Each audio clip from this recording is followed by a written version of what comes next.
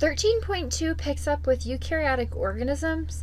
We know that prokaryotes evolved slowly over time, and from the evidence we have, we also know that eventually they lived in groups, meaning like clumps or clusters of cells. And how it appears is that individual cells eventually enveloped one another to spread the work out. If you live in a house and there are 18 chores that need to be done, it's way easier to accomplish those chores if 6 people tackle 3 tasks. That's kind of how the endosymbiotic theory worked. Certain organisms developed processes to do certain functions better than others. Well, if you could just live in the same house or survive inside the same membrane as someone else who had better traits than you could take over certain tasks, they could take over certain tasks, and everyone would benefit. What we find in modern eukaryotic cells is that some of our traits seem to be archaeal in history. They seem to have come from archaea, and some of our traits are shared by bacteria. So it looks like at one point in time, different prokaryotes were brought together within the same cellular structure, lived in harmony essentially, and kept propagating that life form. This is a transmission electron micrograph of mitochondria in a mammalian lung cell. Eukaryotic cells can have anywhere from a few mitochondria to a few thousand mitochondria. When we look at mitochondria, there's some interesting things to discuss. 1, they have their own DNA. 2, they copy themselves through the process of binary fission. And 3, they have their own membranes. If you'll remember, hopefully, from the cellular respiration chapter, mitochondria have an internal membrane and an external membrane. The internal membrane is made by the mitochondria itself from its own DNA, while the external membrane matches that of the cell in which it lives. The mitochondria was once a free-living organelle. Technically, we should call it a free-living organism. It was engulfed by a cell who realized if it simply fed the mitochondria the oxygen that it desired, it would consistently spit out ATP, which is what the host cell needed. They've lived in harmony ever since. The endosymbiotic theory tells us that organisms that undergo the photosynthetic process went through a very similar envelopment procedure. First, you had kind of a proto-eukaryotic cell, and it created its own organelles by creating kind of invaginations of its own plasma membrane in order to make specialized packets where events could occur. In some point in time, the prokaryote enveloped the bacteria that became a mitochondria, and later on, some of those new eukaryotic organisms that have mitochondria also enveloped a photosynthetic bacteria, and that's why you find mitochondria in both plants and animals, but only chloroplast in organisms that can undergo photosynthesis, so some of the protists that we know, and plant cells. Speaking of protists, let's start talking about them. Protists range from microscopic, single-celled, teeny tiny little cells to the huge kelp forests that grow for hundreds of feet in our oceans. Some of the characteristics of protists, or things to note about protists, they are incredibly diverse. A protist is essentially any eukaryotic organism we found that is obviously not a plant, animal, or fungus. Evolutionary lineages of protists are examined on a daily basis and continue to be debated and kind of explored. There are about 100,000 described living species of protists, but because a lot of them live in symbiotic relationships with other organisms, there's a gigantic potential for protist diversity, and we haven't even touched on it. Most of them do live in some sort of aquatic environment, including freshwater or saltwater, damp soil, and some of them even thrive in snow. The snow is enough water for them. Some of them are parasites that infect animals or plants, so technically they're not living in water, but they are living inside of a creature that is filled with water. Protists have a lot of different ways that they can go about bringing food sources into themselves. Some of them undergo photosynthesis, some of them are heterotrophic, some of them are both, and we call them mixotrophs. Just as a reminder, here are the different stages of phagocytosis. So in phagocytosis, food particles can actually be reached out and grabbed by pseudopods, which means false feet, and brought inside the organism and wrapped up in a food vacuole where it's met with a lysosome. The lysosome will release all of its digestive enzymes into that food vacuole, break down everything that it needs, and then spit out the rest on the other side. We split protists into 6 huge eukaryotic supergroups. Plants, animals, and fungi all fit within these, as you'll see as you look through the book. Their names are excavata, chromoalveolata, rhizaria, archaeoplastida, amoebozoa, and opistacanta.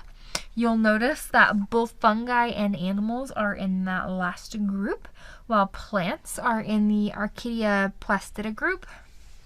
We split them up in this fashion because everyone listed in these 6 eukaryotic supergroups appear to have had the same eukaryotic ancestor. Now, they've all diverged from one another quite drastically since then, but they all at least appear to have that ancestor. We tend to study the protists that cause illness more than any of the other protists. This is an example of one of those such individuals. This is a plasmodium, all those dark purple dots. This particular plasmodium is what causes malaria. Malaria is thought to have killed about 1 million people since 2010. The vast majority of them are young African children. A lot of time and energy has gone into disrupting the life cycle of these plasmodiums because these creatures, these little protists, spend some of their life cycles in human beings and then some of their life cycles in the guts of mosquitoes, and that's actually how we get it, is by being bitten by an infected mosquito. So we tend to find there's far more research and far more knowledge when it comes to the protists that cause human disease. Another example are the trypanosomes. These cause African sleeping sickness, which you have a lot of physical symptoms with African sleeping sickness prior to the neurological symptoms that can be quite devastating, but you can see these kind of ribbon-like, worm-like protist parasites floating among the red blood cells of this infected individual. So again, this is one of those protists where you're going to find massive amounts of information, while in the case of other protists, it seems like we don't really know anything about them at all other than what they look like, where whoever found them, and what name it is that they decided to give them. There's some helpful protists, thankfully, just like before. Don't hate the protists, just like we shouldn't hate the prokaryotes. They are the base of the food chain in most oceanic environments. Coral polyps obtain their nutrient through a symbiotic relationship with dinoflagellates. Dinoflagellates are a specific type of protists, and they also help us with decomposition. So they recycle a lot of nutrients in our environment for us and keep the food chain going.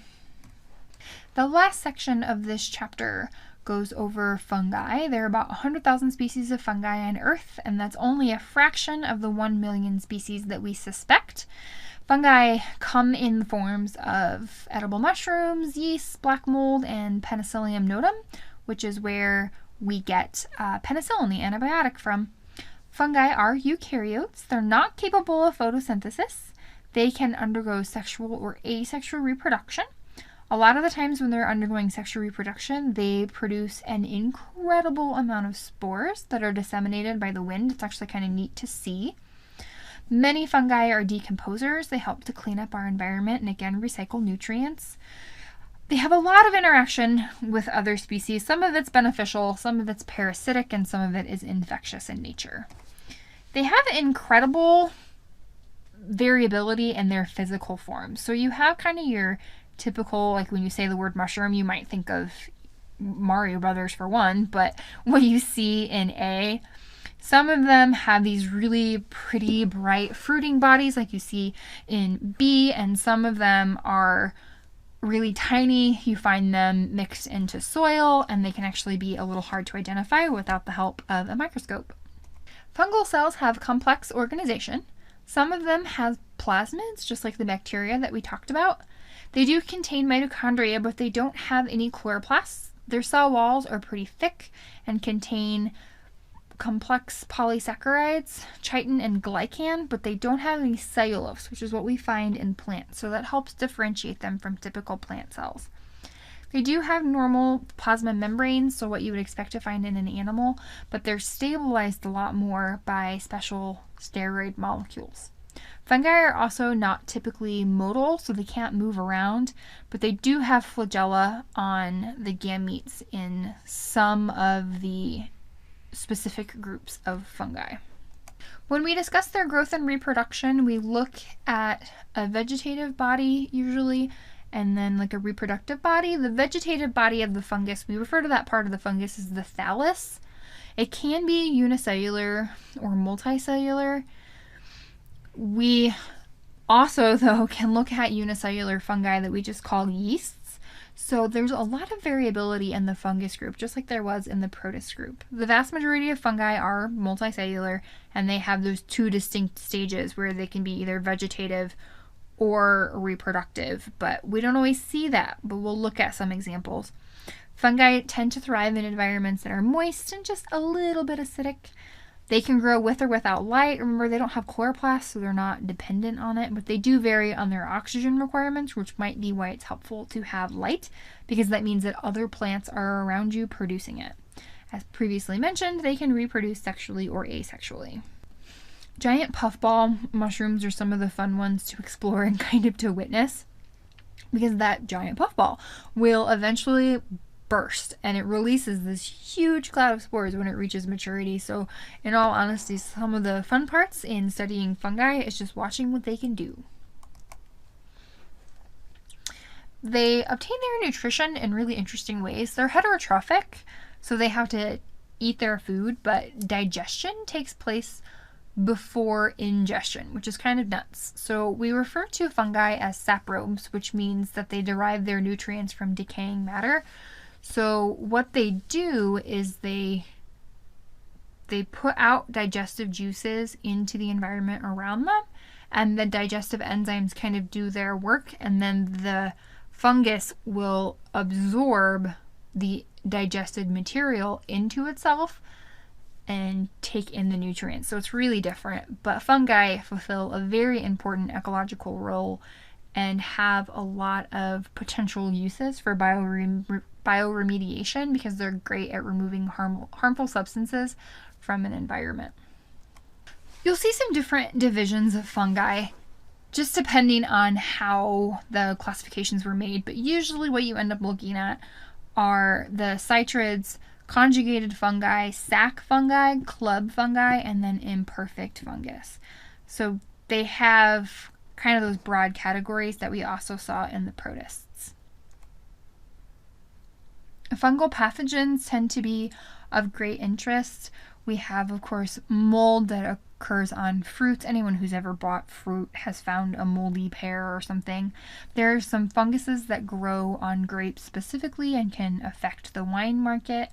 And then there's powdery mildews that infect plants, but we tend to be most worried about the molds and things that grow on wheat crops and corn crops, or crops that feed large numbers of people. So that's where a lot of our research dollars go when it comes to studying fungi. There are, of course, infections in human beings. Here you can see a ringworm infection.